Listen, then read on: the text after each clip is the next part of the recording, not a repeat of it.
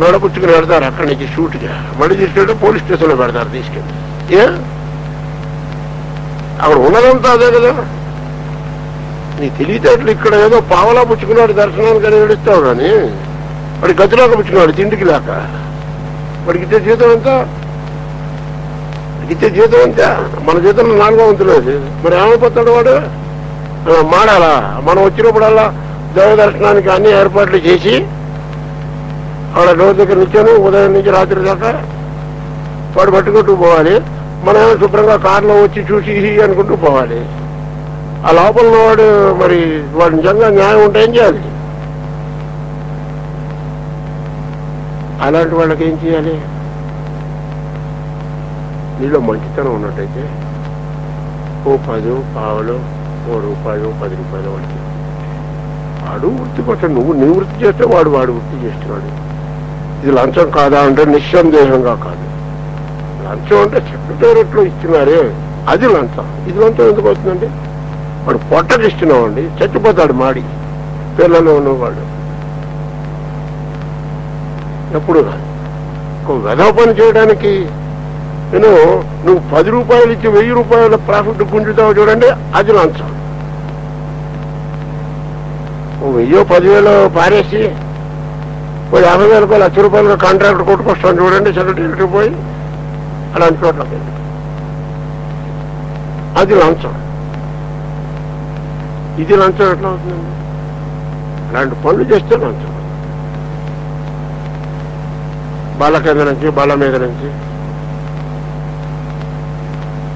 వాడు పొట్టకు 5 రూపాయలు ఇచ్చి మనం వాడేదో దేవుణ్ణి నమ్ముకొని బతుకుతున్నాడు. వాడి చేత పని వాడు చేస్తున్నాడు. వీళ్ళంతా ఇంతేనండి అంటాడు. ఏమిటి తప్పు చేయకూడదు. అలా అంటావా అనవాని వాడు అక్కడి నుంచి చూస్తూ ఉంటాడు. సరే గుళ్ళల్లో కూడా అన్యాయం పెరిగిపోతుంది. ఏమిటో మరి ఎక్కడ ఉండేదంతా మనమే కదా. గుళ్ళల్లో ఉన్నా మనమే, గుళ్ళు బయట ఉన్నా మనమే, కాంపౌండ్ అవతల ఉన్నా మనమే, హైదరాబాద్లో ఉన్నా మనమే, శ్రీశైలంలో ఉన్నా మనమే. ఎక్కడో ఉండేది మనం కాదు, ఎక్కడైనా వస్తుంది. రాకుండా ఎందుకుంటుంది? ఆ మాట నువ్వు అంటావా అన్నవారు వాడు అక్కడి నుంచి చూస్తూ ఉంటాడు. అలా మన గర్భగుళ్ళు నుంచి ఇలాగా అంతే. అంటే వాడు ఇద్దరు అదే. నువ్వు ఏం మాట్లాడతావు గుళ్ళోకి వచ్చి అదొకటే విషయం. వాళ్ళనంతా ఒకటిను గుళ్ళో ఉన్నటువంటి వాడిని అంటా ఒకటి ఎప్పుడు కాదు. 2 అది వేరు ఇది వేరు కాదు. గుడికి కాపలాగా నిల్చున్నటువంటి వాడిని అన్నది ఏమిటో గుళ్ళో ఉన్నటువంటి వాడిని అంటాం కూడా అంతే. వాడి యొక్క సంకల్పం లేదో వాడు అక్కడ ఉండడానికి అవకాశం లేదు. వాడి తాలూకు మనుషులు వాళ్ళని తిడుతున్నామంటే వాడిని తిట్టినట్టే. నా దర్శనానికి వచ్చా పొద్దున సాయంత్రం దాకా ఇక్కడ పడిగాపులు కాస్తున్నాడు. వాడికి 2 రూపాయలు చేతిలో పెట్టడానికి ఏంటి కంపెనీ మూలిపోయినాయి? 200 ఖర్చు పెట్టుకొచ్చావు కదా అక్కడి నుంచి. ఇదే టికెట్ 10 రూపాయలు అంటే పెడతాం.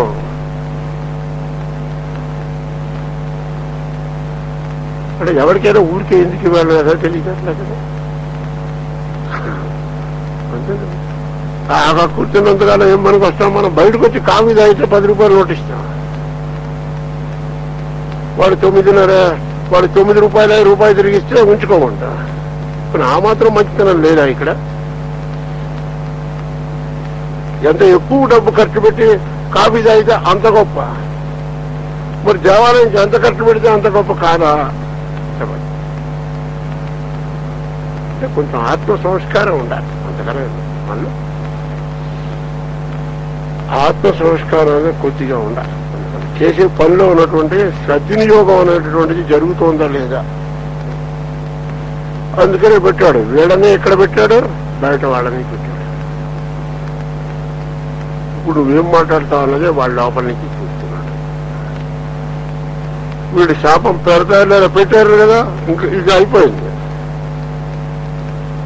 Now it is for him to interfere. ఆ తలుపు వేసిచ్చాడు. పక్కన డోర్ కట్టని తీసి దాంట్లో కన్నులా కొట్టి చూస్తున్నాడు. వాడు వీళ్ళ కథ అంతా వాళ్ళు సరిగ్గా ఇలా నీళ్లు జల్లి శపించారు, వెంటనే గడియ తీసి బయటకు వచ్చాడు. రెడ్ హ్యాండెడ్గా పట్టుకున్నాం అన్నట్టు. అప్పుడు వచ్చాట ఆయన. అంతా ఆ సమయమున హరి సర్వేశుడు అనంతుడు ఆయన వచ్చాట. ఎప్పుడు రావాలో అప్పుడు వస్తాడు. ఆ కలకలం బాలించి 14 వినోద సౌచ్యరచలు పాల్గొంది. లక్ష్మీదేవితో మాట్లాడుతూ ఉన్నట్ట ఏదో కాసేపు సరదాగా. ఆవిడ కూడా 24 గంటలు ఈ భక్తులు వీళ్ళు చంపేస్తున్నారు, ఈ కాసేపు 5 నిమిషాలైనా వీళ్ళతో మాట్లాడడానికి టైం చిక్కింది అనుకుంటూ పాపం మాట్లాడుతుంది. ఇది 2 మాటలు. 24 hours ఇదేగా గోళ, యాతాయాత జనం అన్నట్టుగా స్వామివారి దగ్గరికి 5 నిమిషాలు టైం చిక్కింది. కాస్త తలిపేసేసి ఏదో అదండి ఇదండి అనేదో చెబుతోంది. ఈయన వింటున్నట్టే ఉన్నాడు కానీ చెవులు అక్కడే ఉన్నాయి. బయటే ఉంది బుర్ర, ఇక్కడ ఊరికే వింటున్నారు అంతే. అక్కడ సరిగ్గా వచ్చింది కదా, వచ్చినా ఉండి ఇప్పుడే ఒక్క నిమిషం అన్నాడు. పటామని బయటకు వచ్చాడు. వినోద సౌఖ్యరతలు చాలించి ఉదాంత మందిర మాణిక్య సుదేహాలు గడచి ఆ లోపల నుంచి బయలుదేరి వచ్చాట. ఎక్కడంటే శుద్ధ అంటే ప్యూర్ అంటే సిద్ధాంత మందిరం అంటే లోపల అని అర్థం. వెరీ ఇంటీరియర్ అని అర్థం. ఎక్కడంటే ఇక్కడే. శుద్ధ అంటే ప్యూర్, శుద్ధ అంతరం అంటే ఎక్కడైతే ప్యూరిటీ అనేటటువంటిది ఎక్కడైతే ఉంటుందో అక్కడ అంత లోపలికి అక్కడి నుంచి వచ్చాట. ఇకే ఆల్ ది వే అన్నట్టుగా గళతి ఏతెంచన్ అక్కడి నుంచి బయటకు వచ్చాట ఆయన. ప్రపన్న ఆర్తి సంహరుడై, ప్రపన్నులైనటువంటి వాళ్ళు ఎవరు, ఇక్కడ బాధ చెందినటువంటి వాళ్ళు ఎవరండి? శాపం ఇచ్చినవాడా, శాపం పొందినవాడా? శాపం పొందినవాడే. వాడిదే ఉంది, శపించారు, కూర్చున్నారు ఇంకా మీద. పాపం వీళ్ళు వేరే జన్మలకు వెళ్ళిపోవాల్సిన పరిస్థితి ఏర్పడింది. వాళ్ళల్లో మనస్సులో కూడా వీళ్ళ మీద కోపభావంగానే ఏమంటే అలా ఉన్నారు. వాళ్ళు శపించారు మహానుభావులు అంటే మన తప్పు లేకుండా ఎప్పుడు శపించారు. మనం ఏదో తప్పు చేశాం కాబట్టి శపించారు అంతే. కాదు మన తప్పు ఎక్కడుంది ఇందులో, అసలు ఆయన చెప్పినట్టు కదా మనం చేసాం, ఈ డిస్కషన్ లోకి దిగామంటే మాత్రం definitely there is some mistake. Justify చేసుకునేటటువంటి ప్రతి చోట కూడా లోపల తప్పు చేసేటువంటి లక్షణం ఉంటుంది. జ్ఞాపకం పెట్టుకుంటున్నాడు. చాలా రహస్యమైనటువంటి విషయం. whenever you try to justify yourself, there will be defect in you. Justification లేకుండా ఎవరైతే stood open to all criticism and everything, వాడు ఒకడే. ఎవరి యేసుక్రీస్తు తర్వాత మళ్ళా ఎక్కడో వస్తారు అలాంటి వాడు. ఏం లేదు, యేసుక్రీస్తు అన్నాడు. ఆయన పట్టుకొని పని మరి ప్రాసిక్యూట్ చేస్తూ ఉంటే ఊరికి సైలెంట్ గా ఉన్నాడు అంతే. నువ్వు చేసావా? ఏం లేదు. ఏం మాట, ఏమి రిప్లై లేదా. No never try to justify himself. ఎక్కడ నేను రైట్ అని చెప్పడానికి ప్రయత్నం చేయలేదు. చూడండి, అది విచిత్రం కాదు. మన మామూలుగా ఎంత ప్రయత్నం, మన తప్పు ఉంటేనే రైట్ అని చెప్పి డబాయిస్తాడు. ఇక పట్టుదల వస్తుంది కదా మనకి, ప్రిస్టేజ్ వచ్చేస్తుంది, మనం ఆర్గ్యూ చేస్తాం. లోపల కొద్దిగా మన తప్పు ఉన్నట్టుంది అని, తప్పు ఉంటే మాత్రం వాడి తప్పు లేదా అని అర్థం. ఇంకా అందుకని అక్కడ వదిలి వెళ్ళిపోతాం అనమాట అంతే. We will never try to rectify our self. ఒప్పుకోడు. కానీ ఉంటారు కొంతమంది నో, అసలు ఏమీ లేదన్నమాట, ఇష్టం. తప్పు లేకపోయినా సరే ఎదుటివాడు ఫాల్ట్ ఫైండింగ్ చేస్తుంటే ఉండొచ్చు, తప్పు ఉన్నదేమో, లేకపోతే ఎందుకంటారు. వాడు ఒక్కడే నిజంగా ప్రపంచంలో తప్పులేదు. చాలా ఇక్కడ ఉంటారు అలాంటి వాళ్ళు మొత్తం భూమి మీద ఎదిగితే ఎవరన్నా ఒకళ్ళిద్దరు దొరుకుతారేమో, చెప్పలేము. అది కూడా సరే, తప్పులు లేకపోయినా నాది తప్పు కాదు అని కూడా అనేవాళ్ళు ఉంటారా? అంటాం కదా, నా తప్పేం లేదండి అని కూడా అంటాం. కనీసం ఆ మాట అంటాం. పని నీది తప్పు అని అనకపోవచ్చు. నా తప్పేం లేదండి, కొంచెం మీరు ఆలోచించండి అనైనా నాది. అలా లేదు. మీరు శపించారు కాబట్టి మా తప్పు తప్పకుండా ఉండే ఉంటుంది. ఇది ఒకటే. అయితే మీరు ఎందుకంటారు? మీ అంతటి వాళ్ళు అంటారా ఎదుటి వాళ్ళని తప్పని? అంటే ఎక్కడుంటాం మనం అంతా అనిపిస్తుంది. అదిగా అది టెస్ట్ చేయడం కోసమే ఒక కాటలో వీళ్ళని పెట్టాడు, ఒక కాటలో వాళ్ళని పెట్టాడు, ఇట్లా పట్టు కూర్చున్నాడు. అంతే. వాళ్ళకు వాళ్ళే చేర్చుకుంటారు. అందుకని ప్రపన్న ఆర్త సంహరణ, ప్రపన్నత కలిగిన వాళ్ళు వీళ్ళు ఎవరు? అలాంటి వాళ్ళ కోసం వెతుక్కుంటూ వస్తాడు. అవతారం వస్తుంది అలాంటి వాళ్ళ కోసం. భగవదవతారం వస్తాం అలాంటి వాళ్ళే. ప్రమోషన్ కోసం మొక్కి పిల్లాడి ఎంసెట్లో సెలెక్ట్ అవ్వాలని మొక్కి వస్తుందా అవతారం? రాదు. వాటికి ఎందుకు వస్తుంది భగవదవతారం? ఇస్తారు అలాంటి వాళ్ళు. వాళ్ళ గురించి మాత్రం వస్తుంది. అందుకని అన్నాడు, ప్రపన్న ఆర్తి సంహరుడై నిత్య విభూతి శోభనకరుడై.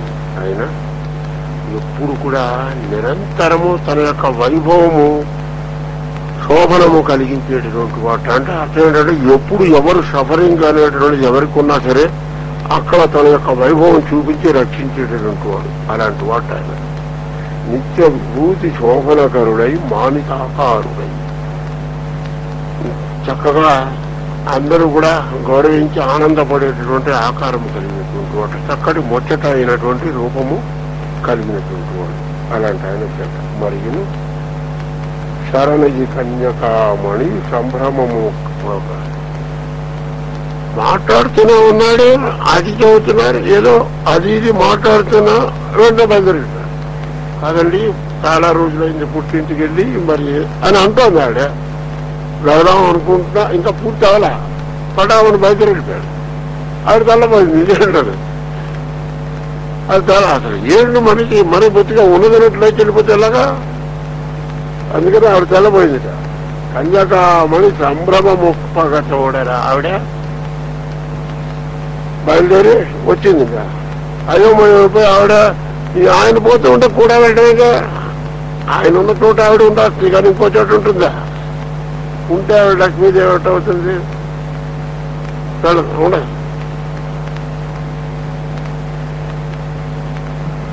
ఉండదు అట్లాగా. మొగుడు చోట, పెళ్ళామ చోట అలా ఎందుకుంటారు? అలా ఉంటే వాళ్ళు వీళ్ళు ఎలా అవుతారు? రాముడు సీత ఉన్నారనుకోండి, అడవికి పోయిరా అంటే నిన్ను కదా బొమ్మన్నది, నన్ను రమ్మంటానండి నల్లా సీత పాపం. అది ఊళ్ళో ఉద్యోగం ఉంది, నిన్ను ట్రాన్స్ఫర్ చేశారు, నువ్వు పో, నన్ను రమ్మంటానంటే అనే అల్లా. అది ఆవిడ అలా చెప్పలే పాపం. ఇక్కడే ఉంది. నా ఉద్యోగం వదులుకొని వస్తాం అన్నట్టుగా ఆవిడ మరి ఈ సంపదలు ఇవన్నీ వదిలి నాకేం గతి పట్టింది. ఆవిడ సీతాదేవి పేరు చెప్పలేదు, రావుడి పేరు ఒకటే చెప్పింది పాపం. కైకేయి కూడా సీత మీద ఏమీ లేదు అసలు ఆవిడికి పాపం. ఈవిడే ఉంది. పోతూ ఉంటే ఈవిడ బయలుదేరింది. ఆడావిడిగా సర్దుకుంటుంది. ఈవిడ కూడా అబ్బా 2 చీరలు పడేసుకొని పెట్టాడు. అడావిడ నువ్వెక్కడ కదా అడావిడ పెడుతున్నావు? ఇప్పుడే పోతున్నాం కదా. పోతున్నా ఉంటున్నాయంటే నన్ను ఒక్కడనే వెళ్ళమన్నారు, నిన్ను కాదన్నా. ఒకటే చెప్పింది ప్లెయిన్గా, నిన్ను వెళ్ళమన్నారంటే నన్ను కూడా వెళ్ళమన్నా.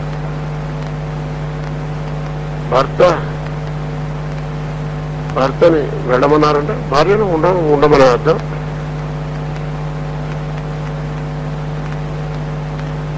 వివాహం అయిన తర్వాత ఇద్దరం వేరువేరుగా ఉండటం అనేది ఇంతవరకు ఎప్పుడైనా జరిగిందా? జరిగితే అది వివాహం అవుతుందా? చదువుకో వివాహ మంత్రాల్లో ఏం చెప్పారు? ఏం ప్రమాణం చేశాను? వివాహ మంత్రాలు చేసి మరి నువ్వు ఒక చోట నేను ఒక చోట ఉంటానంటే ఉంటుంది అట్లా చెరవ చోట ఉండటం అన్నది అసలు ఇది పాజిబుల్, అది ఈజీ కరెక్ట్. చెరవ చోట ఉండటం, చెరవ చోట ఉంటుంది దానికి ఒకటే చోట ఉంటాం కాదు. ఉద్యోగం దేనికి? డబ్బు కోసం. డబ్బు కోసం ఎంత ఉంటే అంత తింటాం.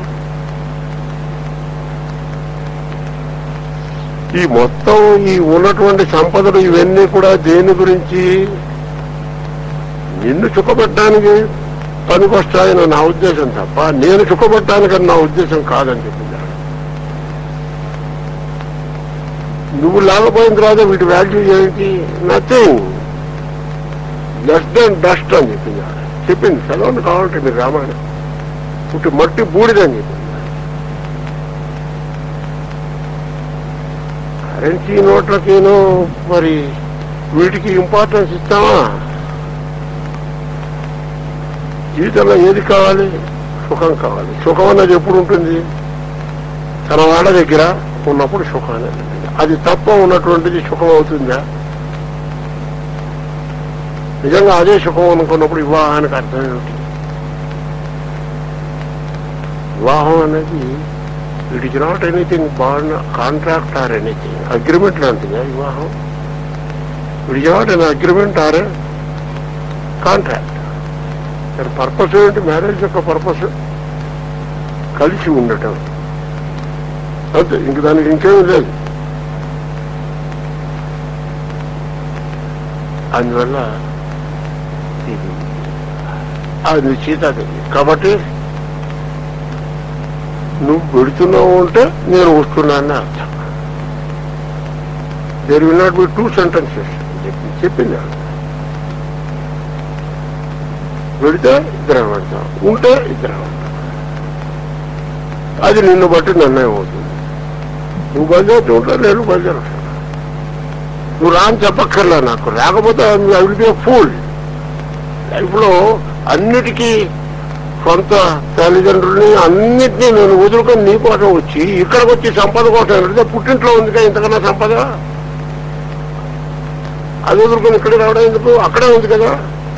నేను నీ కోసం వచ్చాను, అవన్నీ వదులుకొని ఇక్కడికి వచ్చి మళ్ళీ వాటిని కోసం నేను పట్టుకుని వెళ్ళాడతాను. నాకు కావచ్చు నువ్వే. ఐ డోంట్ కేర్ ఆల్ దీ థింగ్స్. ఎంతమంది అంటారు అన్నమాట. ఎక్కడంట ఈ ట్రూ మీనింగ్ ఆఫ్ మ్యారేజ్ అంటే ఏమిటో స్పష్టంగా చెప్పింది. చాలా క్లియర్గా చెప్పింది. అది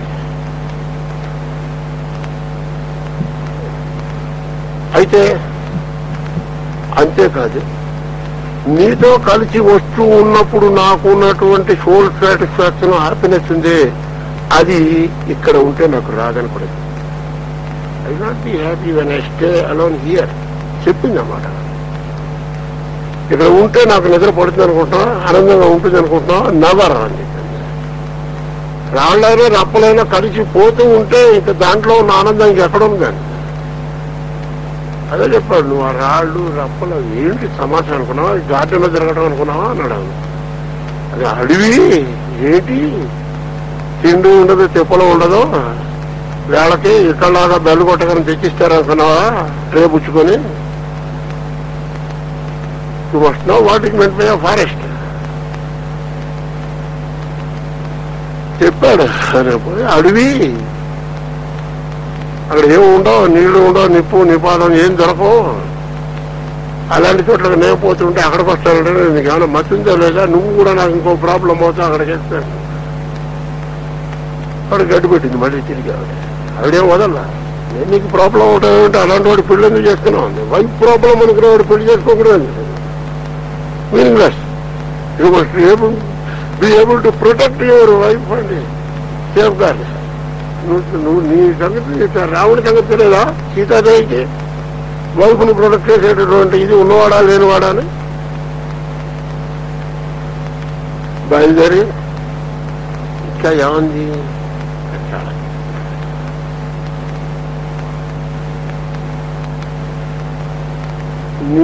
నువ్వు ముందు నడుస్తున్నావు కాబట్టి నీ వెనకాల నేను వస్తాను అని అన్నా.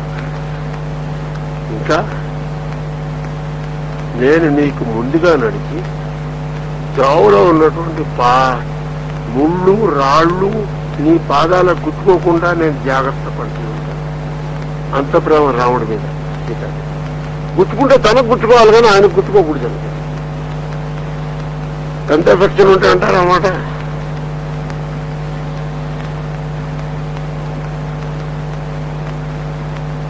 ఇంకేం మాట్లాడతాడు రాముడు?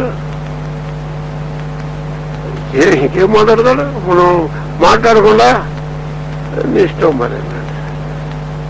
ఇంకేం మాట్లాడడానికి వీల్లేదు.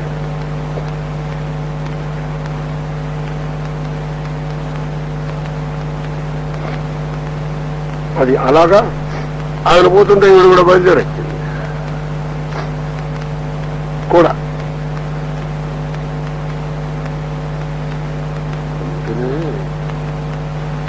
ఇంటి తెలివి తక్కువ.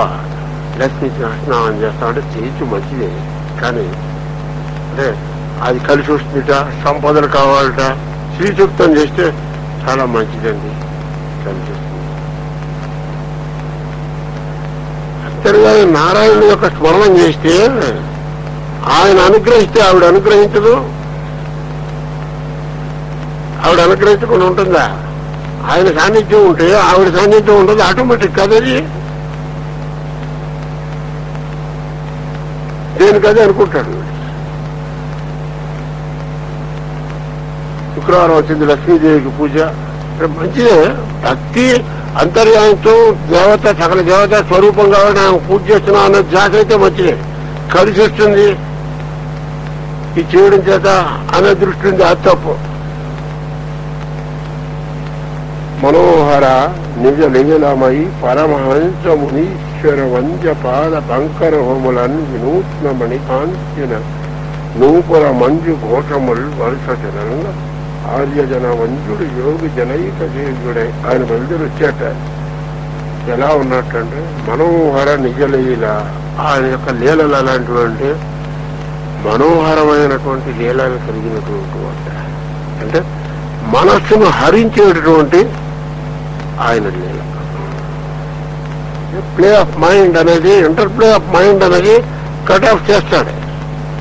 అది అయితేనే ఆయన దర్శనం అవుతుంది. మనస్సు అనేది మెరుకుగా ఉన్నంతకాలం ఆయన దర్శనం కాదు. ఇవన్నీ కనపడుతుంటారు. మనస్సు పనిచేస్తూ ఉంటే ఆ పూజారి, ఆ సేవకెంత, ఈ సేవకెంత, శాస్త్రనామార్కి ఎంత, ఏది ఎకనామికల్, ఏది తక్కువలే అయిపోతాం, ఏదో తెలియదు. ఇదంతా మైండ్ చేసే పని. శరణాగతున్న వారికి ఇవే ఉండవు. వాళ్ళు ఎవరు కడతాడు, దండం పెట్టుకుంటాడు, సరే ఆనందంతో ఇంకా అంతే. రెండో జాత రాదు అసలు. అంటే చేయించుకోవచ్చు, పూజ చేయకూడదు కానీ. లేదా పూజ ఏదో టేబుల్లో తేజిస్తాడు, 10ో 5ో వస్తుంది. దీనికి ఏమిటండి అదేదో ఉంది, ఆ టికెట్ ఏదో ఇవ్వండి అంటాడు, పోతాడు. అంటే దానికి ఒక పెద్ద లెక్కలో మైండ్ విన్నాడు కేమన్ టు ప్లే అలాంటి వాళ్ళకి ఉండదు. వెళ్ళిపోతారు, వస్తారు, అక్కడ దండం పెడతారు. తన్మయత్వం తప్ప రెండోది ఉండదు. మనస్సు అనేది దానికి ప్రవృత్తి లేదు ఎప్పుడు.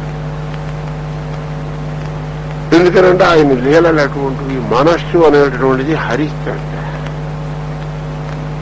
మనోహర నిజలీలమై పరమహంస మునీశ్వర అంత్య. పరమహంస అయినటువంటి మహానుభావులు ఉన్నారు. అలాంటి వాళ్ళు మునీశ్వరులైనటువంటి వాళ్ళు, గొప్ప మహానుభావులైనటువంటి వాళ్ళు, అలాంటి వాళ్ళ చేత నమస్కరింపబడినటువంటి వాడు. అంటే ఆయనకు నమస్కారం చేయడం చేత ఆ స్థితి పొందినటువంటి వాళ్ళు అన్నమాట. అలాంటి వాళ్ళు అటువంటి మహానుభావుట. వంజ పాద పంకరహములను, అంటే ఆయన పాదములు అటువంటి వీట. ఆయనకు పాదాలకు నమస్కారం చేసినట్లయితే పరమహంస స్థితిలోకి వెళ్తా ఉంటారు. అలాంటి పాదములు కలిగి అంటే అది తప్ప ఇంకొకటి ఉండకూడదని అక్కడ చెప్పడం. అది దైవాన్ని ధ్యానం చేసినప్పుడు కానీ, ఒక దేవాలయంలో గడిచినప్పుడు కానీ జాత అది ఒక్కటే ఉండాలి. మన ఆయన యొక్క పాదపద్మంలో తప్ప రెండవ దృష్టి ఉన్నది. ఎందుకంటే అక్కడ అన్ని అలా ఉంటాయి. అక్కడ ఉన్న విషయాలు చెప్పాను కదా మీకు, అలా ఉంటాయి. మనస్సును డిస్ట్రాక్ట్ చేయడానికి కావాల్సినటువంటి ఎన్ని ఉంటాయో అన్నీ అక్కడ ఉంటాయి. ఇవి జ్ఞాపకం ఉంటే పరమాత్మ జ్ఞాపకం ఉంటాడు. ఇవన్నీ జ్ఞాపకం ఉంటాయి. పరమాత్మ జ్ఞాపకం ఉంటే ఇవి జ్ఞాపకం ఉంటాయి. వీళ్ళందరిలోనూ పరమాత్మ ఉంటాడు. అక్కడ ఉంటే చేస్తాడు. అందుకనే ఎక్కడ లేని నానా అన్యాయాలు అటువంటివన్నీ గోళల్లో కనపడుతూ ఉంటాయి. అంటే అవి చూడటం చూడమా అని బయట కూడా ఉన్నాయి. ఆ కామన్ సెన్స్ ఉండదు కదా. ఎక్కడికి వచ్చింది మనం అవి చూడటానికే, ఇక్కడికి వచ్చింది అవి చూడటానికి కదా. ఇక్కడ దాకా నా హైదరాబాద్లో బోర్డు ఉన్నాయి. పొద్దున్నేస్తే అవే లిటిగేషన్స్ పక్కవాడికి మనకి. వాటి కోసం ఇక్కడ దాకా రావడం ఎందుకు? అవి చూడటానికి ఇక్కడ దాకా రాక్కర్లా. మనం ఏదైనా మనకు పనికొచ్చేటటువంటి మంది మనం బాగు చేసుకోదనిస్తే రావాలి. అది చెప్పింది ఇక్కడ. అందుకని ఆయన పాదం పద్మములు తప్ప రెండోది ఉండకూడదట ఎప్పుడు కూడా. రెండో ధ్యాస ఉండరాదు. అలాంటి పాదపద్మములు కలిగినటువంటి వాడు వినూత్న మణికాంచన నూపుర మంజు ఘోషమని కాళ్ళు చక్కగా మణుల చేత ఆ నూపురములు గల్లు గల్లు మనం మోగుతున్నాడు. ఆయన నడుస్తూ ఉంటాడు. వరుస చలంగా అంటే అలాగా శబ్దములు చేస్తూ చక్కటి నాదం వస్తుందట నడుస్తూ ఉంటాడు. ఆర్యజన వంద్యుడు యోగి జనైక సేవ్యుడై, యోగి జనుల చేత ఏకసేవ్యుడై అంటే వాళ్ళు ఒక్కడేగా సేవింపబడినటువంటి వాడు. అంటే యోగులైనటువంటి వాళ్ళు ఎవరైనా సరే ఈయన ఒక్కడనే సేవించారు అంటే ఏ పరమాత్మ రూపం పేరు చెప్పినా సరే ఈయనే చేయింపబడేటటువంటి వాడు. నువ్వు శివుడను విష్ణువను మరో పేరు చెప్పు, అమ్మవారను మరో ఏ పేరు చెప్పినా సరే ఈయన్నే మనం ధ్యానం చేస్తున్నాం. యోగి జనైక సేవ్యుడై అంటే అర్థం. అది వాళ్ళ చేత సేవింపదగినటువంటి వాడై వచ్చాట వచ్చినట్ట. కరమణి హేమ కంకణ నికాయ జంకృతులు ఉల్లసిల్లా నడుస్తూ ఉంటే ఈ చేతుకున్నటువంటివి కూడా బంగారు కంకణాలు గలా గలా అంటున్నట్టు నడిస్తే.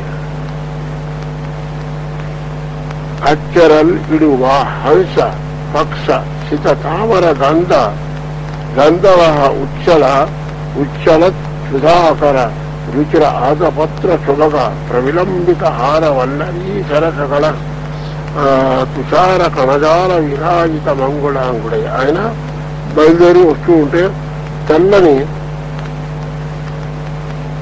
హంస యొక్క రెక్కల చేత తెల్లని గొడుగు పట్టి ఆ గొడుగుని ఇలా పట్టుకొని వస్తున్నాడు.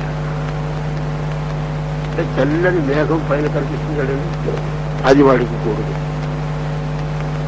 నీలాకాశం కదా ఆయన, అది చెప్పింది. అందుకని అలా తెల్లని గొడుగు, ఆ గొడుగు పట్టుకొని వస్తున్నాడు. తెల్లగా మెరిసేటటువంటి తామరలు అంటే ఇలా వీస్తారు చూడండి.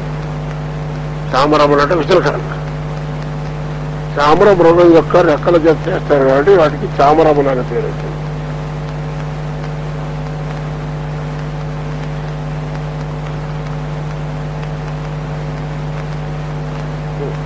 తర్వాత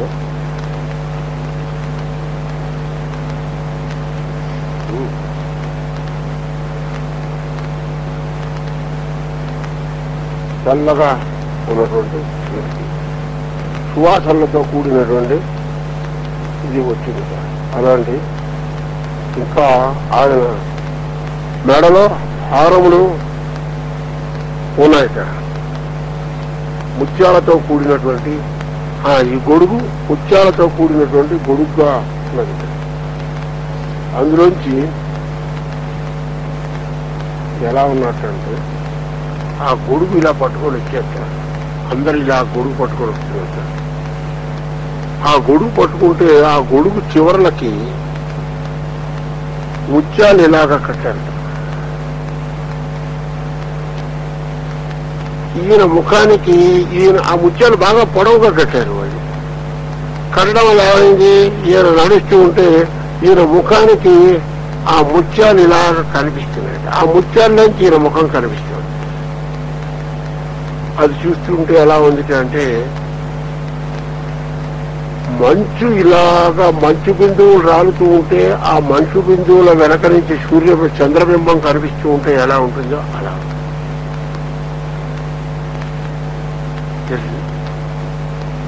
చక్కగా అంటే ప్రకృతిలో ఉన్నటువంటి ఈ శోభయే ఆయన యొక్క రూపంగా వర్ణిస్తున్నాడు. ఈ మంచు బిందువులే ఇది ఆ ముత్యం చాలా కణజాల విరాజిత మంగళాంగుడై అంటే ఈశ్వరా ఇంకా ఎలాంటి అర్థంతో చూసినాడు. ఆ మంచు బిందువుల చేత వాటిల్లోంచి కనిపిస్తున్నటువంటి రూపము కలవాడని ఒక అర్థం.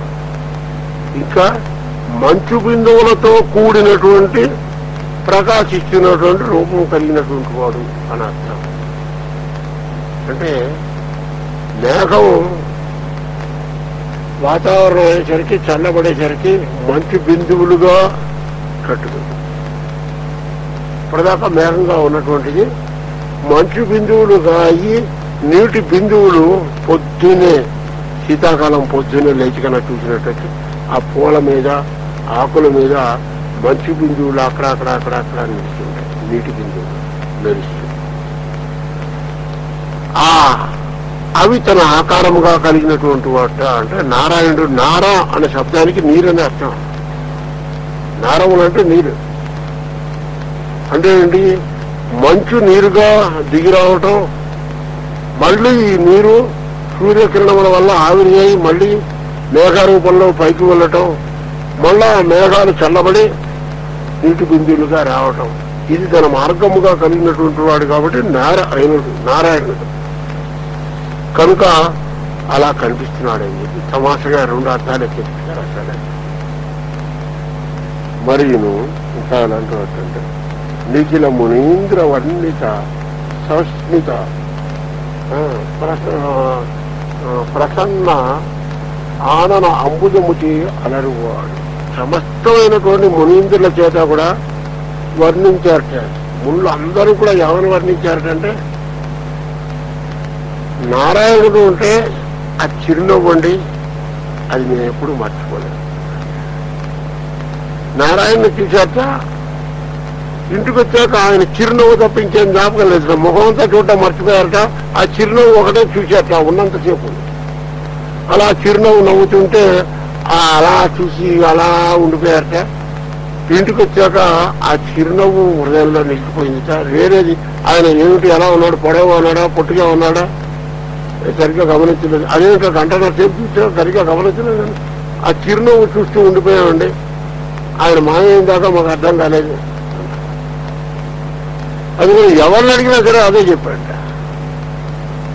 ఎంతమంది మునీంద్రులు ఉన్నారో వాళ్ళందరూ కూడా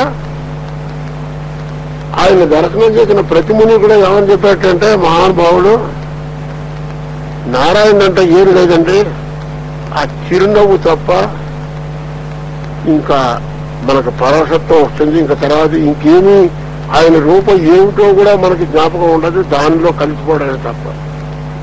అలాంటి చిరునవ్వు కలిగినటువంటి వాడు నిఖిల మునీంద్ర వర్ణిత సస్మిత ప్రసన్న ఆనన అంబుజము కలిగిన అంటే ఎప్పుడు కూడా ప్రసన్నమైనటువంటి ముఖం కలిగినటువంటి వాట. ఆ ప్రసన్నత ఎక్కడి నుంచి వచ్చిందంటే ఆ చిరునవ్వు వల్ల ఆ ముఖ పంకజంలో చక్కగా ప్రసన్నత అనేది ఉంది. అది తప్ప మాకు ఇంకేమీ కనిపించలేదు ఆయన చూసినట్టు. విశ్రుత స్నేహాద్ర వీక్షణ జగత్తి జర గుహాశయుడు అనరు వాడు. ఆయన ఎలా ఉంటాడట అంటే స్నేహ ఆర్ద్ర అంటే మెల్టింగ్ హార్ట్ అని అర్థం. స్నేహం స్నేహం అనే పదానికి జుట్టు అని కూడా అర్థం. అంటే అతుక్కోవటం, డ్రైగా ఉండరు అని అర్థం. అది ఆర్ద్రతతో ఎవరిని చూసినా సరే ప్రేమతో బాగున్నారు ఇప్పుడు ఉన్నారు, ఇంకా అంతా బాగున్నారు అని ఒక ప్రేమ, సహజమైన ప్రేమ ఉండాలి. లేకపోతే ఓహో వాహా అంటే ఆఫీసులోను ఎజాలు వచ్చినా ఓ బాగున్నారు థ్యాంక్స్ అని ఇలా కూర్చొని అయిపోయింది. ఇంకేముంటుంది ఆర్టిఫిషియల్ లైఫ్ తప్ప అందులో లోపల ఉండదు. లోపల ఉంటుంది, లోపల వాడి మీద ప్రేమ ఉంటుందా? ఏముండదు. ఈ ఎకిరించడం అంటారు దాన్ని, నవ్వడం ఉండదా? ఈ అంటారు ఇదే. అప్పుడు 24 గంటలు తింటే సరిపోతుంది. జన్మంతా రాత్రి దగ్గర గమనించిన వాళ్ళకి చాలా టెన్షన్ ఉండి ఈ మొహం అంతా పీకుతుంది. ఎందుకంటే నవ్వు సహజమైన నవ్వు కాదు కదా. ఆ నవ్వు వల్ల ఏమవుతుంటే ఫేషియల్ పెరాలసిస్ వస్తుంది పాపం వాళ్ళకి.